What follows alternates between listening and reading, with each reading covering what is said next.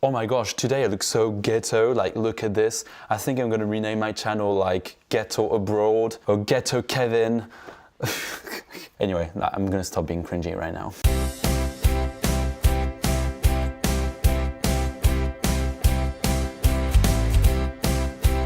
Hello everyone! So today I decided to do a Guilty Language Learner tag. This Guilty Language Learner tag has been created by Ophelia Vert, or Vert.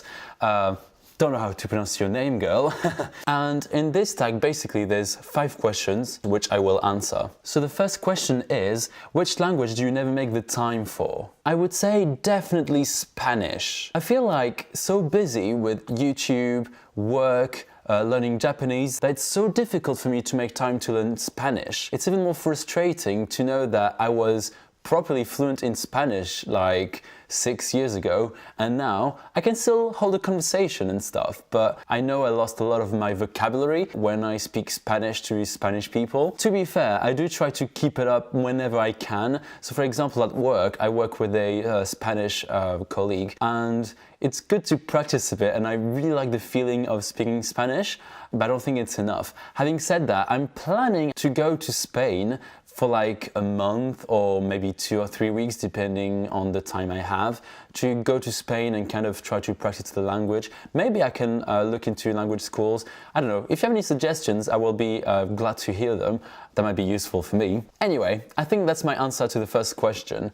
Let's move on to the second question. So, which language do you think you will never learn? I hope I'm not going to offend anyone, but I think it's German. I know a lot of people say German doesn't sound good and stuff, and I know I'm not going to be very original, but I do not really like the sound of German. Having said that, I often argue with myself and say, you know, Kevin, like, you might not like the sound of it, but if you learnt it, I'm sure it would grow on you and stuff. And I'm sure that is true, actually. I feel like when you learn a language, like, fully and in detail, you kind of learn to love it, I think. But at the same time, I don't have the same desire to learn German as I have to learn Japanese, for example. So I think I need to really want to learn the language to kind of get into it. Otherwise, I feel like my motivation would just kind of die down very quickly. I think it's definitely important to have this strong motivation when you want to learn a language. Otherwise, it's quite hard to stay motivated, I think. So, third question.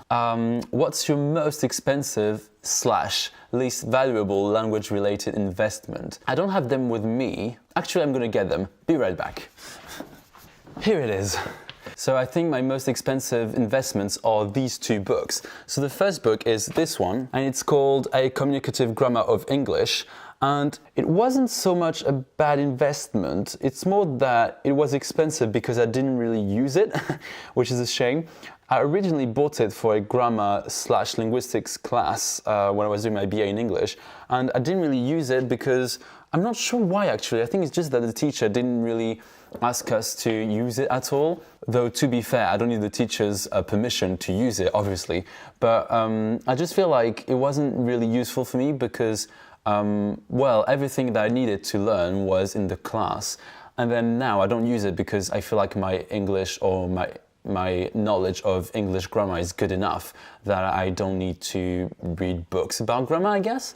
But I still think it could be a useful book for later in case I want to explain some grammar, for example, or if I just want to revise, I guess. And the second most expensive investment, and again, it wasn't even that expensive. This one was £14, which is very cheap. It was actually on offer. I think originally the book is like £20. And I think it was expensive because I haven't used it much. I bought it for my Japanese class, but I just don't find the time to use it, and I just use other apps and stuff to revise Japanese. So that's kind of why I think I don't use it much. But I don't think it's bad at all. It's just that I just don't have the time to use it, basically. Anyway, so fourth question is, what's a lie you tell to non-language learners to try to get them to learn languages? Well, this one is kind of a tricky question because I don't feel like I tell lies to anyone about languages anyway. But I guess if you count lying by omission as a lie, I think sometimes I tend to oversell languages and be like, yeah, languages are great, you can talk to like lots of people if you know a language well. And I kind of forget to highlight the fact that learning a language is difficult. I know a lot of channels are like, learn French in 6 months, blah, blah, blah, but I think it's bullcrap. Well, I mean, I'm not going to go into a debate now, but basically I think learning a language takes a lot of time, and you need several years, a lot of motivation, dedication, time spent learning the vocab, the grammar, you name it. So I think that might be something that I don't emphasize a lot on.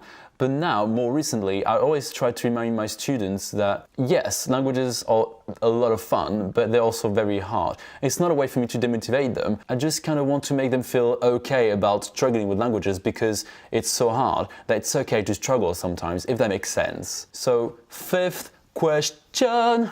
So, what is your language learning guilty pleasure? I think my guilty pleasure in language learning is to discover new books, new apps, new ways of learning, just finding anything that can improve my experience of learning languages, and also to be able to tell you guys about these things, because if I find them useful, I'm sure at least some of you will find them useful too.